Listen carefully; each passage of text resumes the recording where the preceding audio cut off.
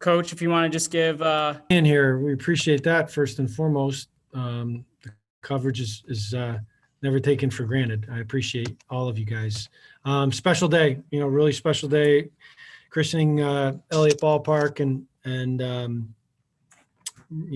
breaking it in the right way with a W was not an easy one, but it was a long time coming. We've been trying to get this ballpark open since Doug Elliott and I spoke this morning on the phone, and I know he was able to get here for the end of the game, kind of incognito up in the stands. That's kind of how he operates. But I talked with him this morning, and we were reminiscing about our first meeting on the subject with probably about a dozen Dugout Club members in the Travelers Tower on the Tuesday before Thanksgiving in 2003. Was our first meeting. And then we had several follow-ups from there over the years. And we both were wondering at times if it was really going to get done. And there were so many obstacles in our way that, I know that he went around and over and through, and people like Larry McHugh and Rochelle Rubin and Susan Herbst, Tom Ritter behind the scenes, so many, and I'm going to leave people out. I mean, that's the problem when you start naming people, but those are some of the people, Fran Archambault, the Pansieras. There's just so many folks pulling in the right direction. Leo Chapaska. I mean, it could go on, and I could have days and days to list names and not get to everybody. Andrea Dennis Levine, Randy Levine. I mean, we had the Fosters. My God, there's so many folks that had so much to do with today. David Benedict getting it over the end line and finally making it happen. We're just thrilled. I said a little prayer this morning. I said, all right, just whatever the outcome, try to enjoy this day. And I soaked it all up, and I dealt with my emotion in the morning, got choked up a couple times, and then it was time to go manage a baseball game. Unfortunately, it looked like our hitters got a little emotional during the game. We were trying to do a little too much in the batter's box all day with some bad approaches at the plate, but we did just enough to win the game. Really proud of our effort defensively and on the mound. And hopefully that's one of many victories, over the years that I hope to be part of at Elliot Ballpark. And whoever comes after, I know that we're going to leave it, thanks to people like Doug and Sheila Elliott, we're going to leave this place better than we found it, certainly.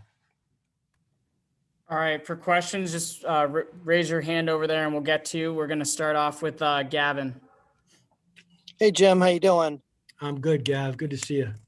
So did you sense it felt different for your players today? They've obviously practiced here a bunch, but did you sense it felt different for them?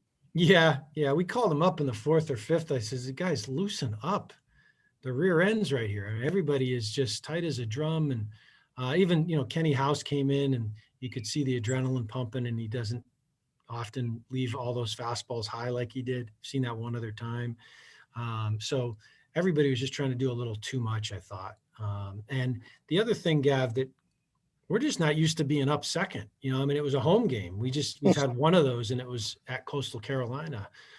So there's even adjustments with that, this is unfamiliar, and they're 18 to 23 years old, and, you throw a little curveball at them, you don't know exactly what you're going to get. And fortunately, we took advantage of a couple of their mistakes and got a couple of runs, which is often how college baseball games are decided. So again, I was happy with the defense and pitching, but yes, I thought we were certainly pressing. You're hearing fans cheer for you for the first time all year, and that's also different, so you'd think it'd be easier, but I think the guys were just putting a little too much pressure on themselves. You didn't see our real offense today. I mean, even Reggie Crawford, who looks like $1 million, he took some uncharacteristic swings today at pitches that he never offers at. So there was a lot of things that we can clean up over the next 2 days. And I'm glad that we're going to stay at home on Friday and get another chance at it. Luke. Thanks. Hi, Coach. Did you like what you saw from Pat Gallagher today? Yeah, we needed to see that. Pat needed to know he could do that again. He earned his way last year. Ironically, he probably would have been the opening day pitcher against Seton Hall on that Sunday. We were kind of tracking him after his unbelievable performance at Presbyterian last year as a true freshman. He was just in command the whole day. I was kind of targeting that Sunday to be his game ball, him to get it. So that's how impressed we were with him a year ago. And he's had uneven performances so far this year. It's one bad one, one good one, one bad one, one good one. But he should have a boatload of confidence. You know, he handled Texas Tech, one of the best lineups in college baseball, very well. And he did a really nice job today too. I thought Coach Mack had a really good game plan of establishing the fastball in, wanted to open up more of the plate for Pat. And if you noticed early on, we were throwing in a lot, and I think that freed him up to go to his breaking stuff away. He did a good job executing. When he left a pitch up, it didn't shock him. And he acknowledged, I saw him go one time to Kieran behind the plate, like, oh, that was up, right? And kid hit it hard. It was caught. Yes, it was up. Instead of just, okay, nobody saw that, right? Let's go on to the next pitch. He was more in command, I think, of his emotions, and he was attacking the strike zone much better than he has previously this season. So hopefully something that he can really build on. When he's working fast, he's really effective. When he works slowly, those wheels start spinning and those doubts start to creep in. So hopefully he can learn from that and keep working fast. Is he a guy you see as a weekend starter as it moves towards these 4-game weekends? He's certainly a candidate for that, and definitely a guy that we're going to consider. We've been considering him. I think he needs to have another good outing or two, and then he would be positioned to potentially slide into game 3 or game 4. Austin Peterson has looked great. Joe Simeone struggled a little bit, but has shown flashes. Pat Gallagher deserves to be in that conversation, but we also have guys like Kenny House, guys that can start. Didn't see Kenny's best stuff today, but we've got a few options. I'd like to sort those things out certainly before we get into conference play. All right, thank you. Yep. Adam? Hey, Coach. I'm Adam Best with the Journal-Inquirer over in Manchester. Nice to meet you. Adam, it's great to meet you. I delivered that paper for about 4 years. It was my first job, 56 papers, Range Hill Drive, Regan Road, and what was the other one? Country Lane. I crushed it. I could get it done in an hour and 10 minutes. I'll be glad to give the review, and we can always have you back if you're interested. But obviously, you mentioned in your opening statement the emotion of today, but just kind of what was it like, even just getting the home game? It's been so long. Was it weird getting back into that kind of home routine? Yes. We weren't taking a bus or a plane anywhere today, and we haven't done that since 2019. And that was very strange. Yeah. We were digging up the plate across the street in 2019 with Coach Baylock. So it was a weird feeling to just walk down. I walk down from the office, get a quick workout in, and shower up, and then let's make out the lineup card in a dugout and not have to take anything with wheels on it to get there. So it was I like that. It's refreshing. We'd like to do a lot more of it, but we're going to have a few more home games. We may even be able to. The weather looks a little dicey for Rhode Island on Sunday. We may wind up playing a double on Saturday. If Coach Surratt, he called me before the game today, we may have to do that. We're going to monitor the situation and make a decision on Thursday. But I'm excited for at least a couple more home games in a row. Danny? Hey, Coach. You mentioned obviously Pat had a great day today, but really the whole staff and the pitching's been a little, obviously up and down this season. But this is the second consecutive shutout that you guys have put together. Just how important is it to get the pitching staff on the right page? Yeah, Coach Mack does a really good job with them, and we knew we were going to take some lumps early. We were facing some of the best lineups in college baseball, and I think our guys got a little sheepish about attacking the zone, and it's human nature. You see balls in the strike zone leaving the yard or getting hit really hard, and you tend to get on your heels, and they have to resist that temptation to get on your heels and just continue to attack and trust your stuff. Texas Tech was a real, I think, blow to our confidence in that regard. I thought we had a good thing going with a nice victory against Coastal Carolina, and we've been in a lot of close games, so every pitch matters. So I think they've been feeling a little a little stressed. But you can see if you execute your pitch, good things are gonna, by and large, good things will happen. And we certainly executed more pitches on Sunday and today than we have in just about any other game all year. So the results speak for themselves. We also really limited our free 90s. I mean, just a couple walks today, maybe 3 walks I think we had. So really good. Normally the team that limits the free 90s is going to, or has less free 90s than the other, is going to win in college baseball. That was certainly the case today. Sean? Hey, Jim. Adam stole my question about asking about playing your first home game in so long, so I'll give him that one. But has it set in yet that this is kind of your new home? I mean, obviously you've practiced here and you've watched the building process for so many years, but has it really set in that this is where you guys will be playing for now or from the future? Has that feeling kind of sank in yet, or is it still sort of just, overcome with that emotion of having this place?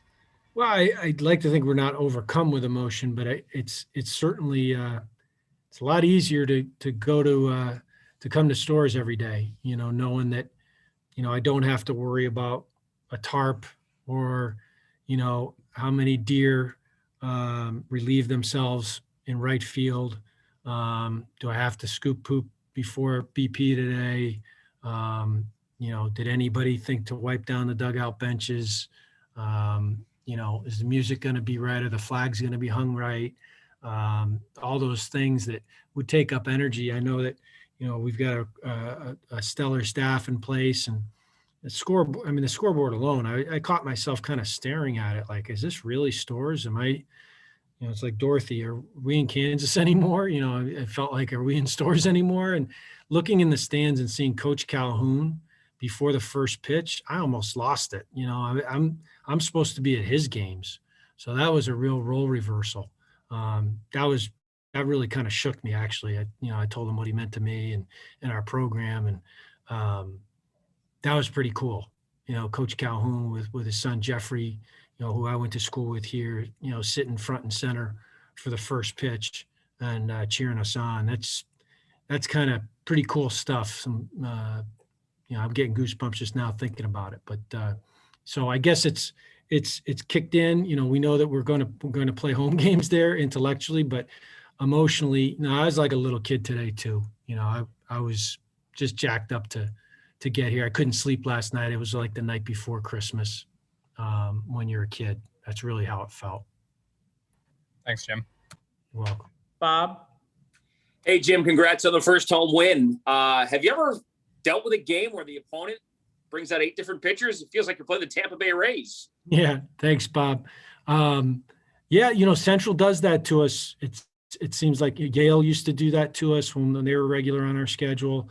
And then the weekday, New England competition, we do see that occasionally. So it's a lot to ask. We do a scouting report with the hitters before the game, and they watch video on the starter. Well, they said they were going to start the kid that actually pitched second. So we were concentrating on Sabia, and then we knew that they were probably going to staff it.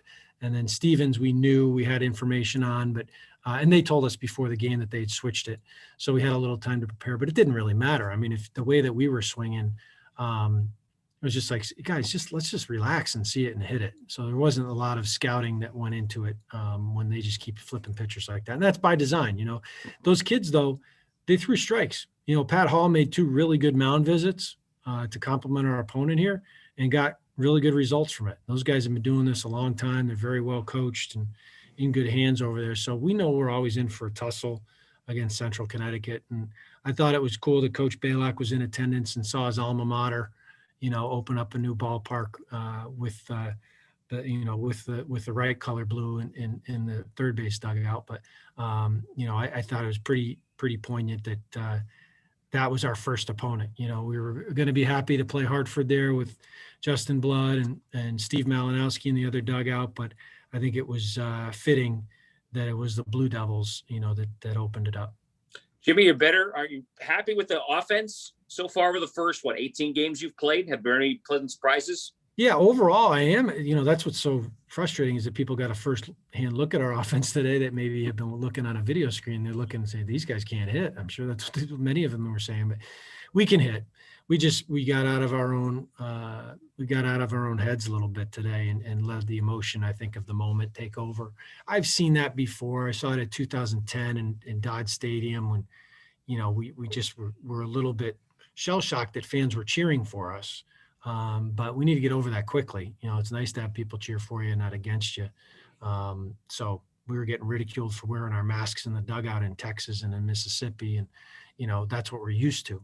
Here, it's a little different. They're going to cheer for you, not against you. So that's a good problem to have, but it can't create more tension. It should relieve tension. And, but it's just something to get used to. Thanks, Jim. You're welcome. Adam? Kind of going off of Bob's last question, is it reassuring? You guys have been so good offensively lately. Is it reassuring to know you guys can win without putting up a bunch of runs? Yeah, and that's kind of how we've built the team is to, pitching and defense wins. But like I said, I think our early season, one of the national writers called our early season schedule molten lava. And I kind of laughed at it at the time. And then, after having gone through it, it wasn't all that dissimilar to molten lava. So, we dove in the deep end with the big boys and we didn't come out all that great, but we still have a lot of season left. And our emphasis right now is going 1-0. Sunday we talked about just going 1-0 on Sunday, and let's go 1-0 today. And a simple thing to suggest, but another thing to actually do it. And we got a chance to go 1-0 on Friday. That has to be the focus now in our preparation for the Rams. But it is satisfying knowing that we can win without scoring a bunch. We scored without a hit our first run at Elliot Ballpark. We haven't done that an awful lot. So that was good to take advantage of a couple mistakes. And we made a mistake on the bases. We just wound up getting rewarded for it when the ball got thrown into center field. That mistake of base running was one of aggression, which I can always live with. One of passivity is tougher to live with. But Kyler was being aggressive, although with 2 outs, you got to be sure you can make it to third. It wound up working out okay. Luke? How did Pat Winkle feel today with that little knock that he's picked up? I think he's, he was frustrated that the training staff wasn't going to allow him to catch. It's just one of these weird little things. He's had a couple little hamstring issues over his time with us. It's not a pull. It's a little strain that they think aggravated a nerve, the sciatic nerve, that if we were to have him get up and down out of the squat 100 or so times, it could re-aggravate it. And he doesn't have trouble running. As you saw, he tried to beat out that first, the mistake swing. He doesn't have he's not feeling anything running. It's just moving, sliding side to side in his stance is how he did it at Texas Tech. And it's deep kind of in between the glute and the hamstring. The training staff is confident that with a few more days where he doesn't have to squat, he'll be ready to go. I will say, and this is not a knock on Pat, it's more of a compliment for Kieran Devaney. Kieran Devaney made 2 plays today that I don't think Pat could make just yet, so with the leg in the shape that it is, and his arm is still developing. He's got enough arm, but you saw Kieran's got a cannon, and he throws out a would-be base stealer, makes a play on a bunt that Pat can't quite make yet, and then also gave me the heads up on the replay, like, coach, that definitely hit his bat, and I believed him. So there were 3 things that he was very instrumental in helping us win the game. Even though he didn't get a base hit, he was very good behind the plate today. Thank you. You're welcome. All right, guys. Looks like I'll take care of it. We appreciate you guys hopping on with Coach. Coach,